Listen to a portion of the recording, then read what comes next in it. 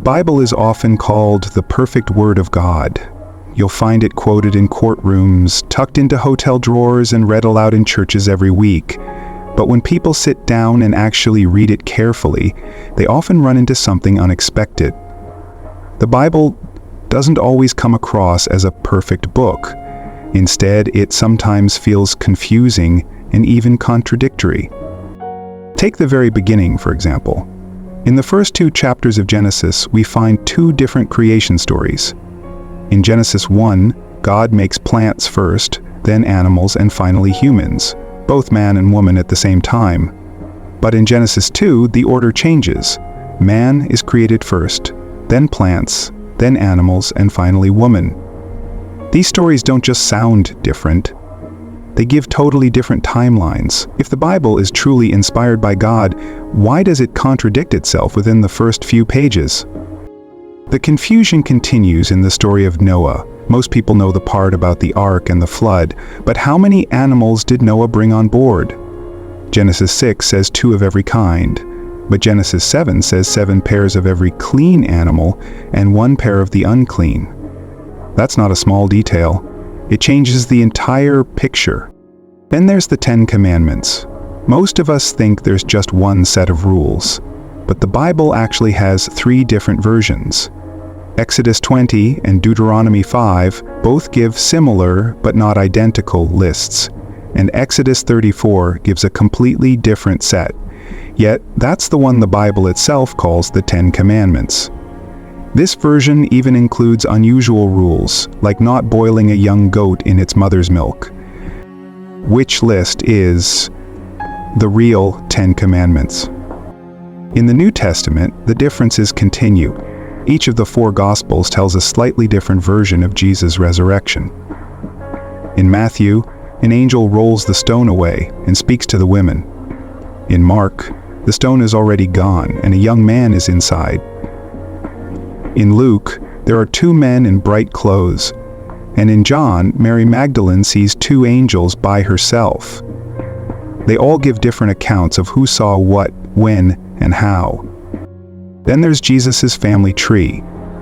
Both Matthew and Luke give genealogies for Jesus, but they don't match. One goes through Solomon, the other through Nathan. One has 28 generations between David and Jesus, the other has 43.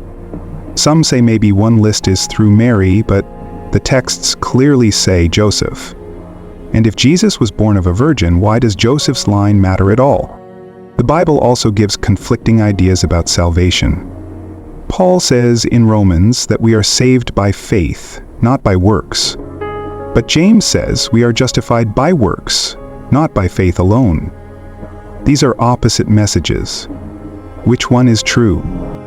Even the nature of God seems to shift. In the Old Testament, God is shown as jealous and punishing. In the New Testament, God is love. These are not just 2 sides of the same coin. They are completely different portraits. When it comes to laws, the contradictions continue. Leviticus says eating shellfish is wrong, but Jesus later says all foods are clean. Exodus says anyone who breaks the Sabbath should be put to death, but Paul says people shouldn't be judged based on how they observe the Sabbath.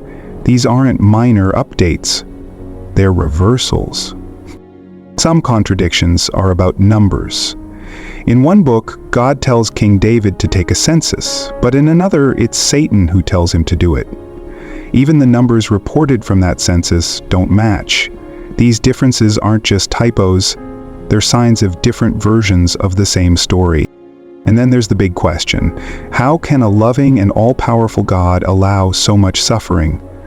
The book of Job says God let Satan ruin a man's life just to prove a point. Paul says in Romans that God makes some people just to destroy them, to show his power. These ideas are hard to reconcile with the claim that God is kind and just. The Bible also says things that go against what we know from science and history. The earth isn't 6,000 years old. Snakes don't talk. People don't survive inside fish for 3 days. The sun doesn't stop in the sky. These stories are often taken literally, even when they clearly don't line up with what we see in the world around us. Some scholars now say these stories were never meant to be taken literally, but you rarely hear that from the pulpit. Churches usually avoid talking about these contradictions. For example, even Jesus' last words on the cross are reported differently. In Matthew and Mark, he says, "My God, why have you forsaken me?" In Luke, he says, "Father, into your hands I commit my spirit." In John, "It is finished." He couldn't have said all three at the same time. So which one is real? Another example is prophecy. Matthew says Jesus fulfilled a prophecy by being called a Nazarene. But that prophecy doesn't exist in the Old Testament. He also says Jesus fulfilled a verse by riding into Jerusalem on a donkey and a colt. But that verse only mentions one animal. Matthew misunderstood a poetic line and thought it meant two animals. The question of free will also gets messy. In Exodus, God hardens Pharaoh's heart so he won't let the Israelites go. Then God punishes Pharaoh for that decision. But if Pharaoh had no choice, is that fair? The Old and New Testaments also present different ideas of justice. In the Old, it's eye for an eye. In the New, it's turn the other cheek. These aren't the same message. They reflect changes over time. Even Jesus' birth story raises questions. Luke says it happened during a census under Quirinius. But history tells us that the census happened 10 years after King Herod died. And Jesus is also said to be born during Herod's reign. Those two facts can't both be true. The list of Jesus' disciples changes from one gospel to another. Some mention a man named Thaddeus. Others mention Judas, son of James. Are they the same person or not? And then there's Judas Iscariot. In one account, he hangs himself after returning the silver coins. In another, he buys a field, falls, and his body bursts open. These aren't just different angles, they're completely different endings. Even ideas about God's honesty seem conflicted.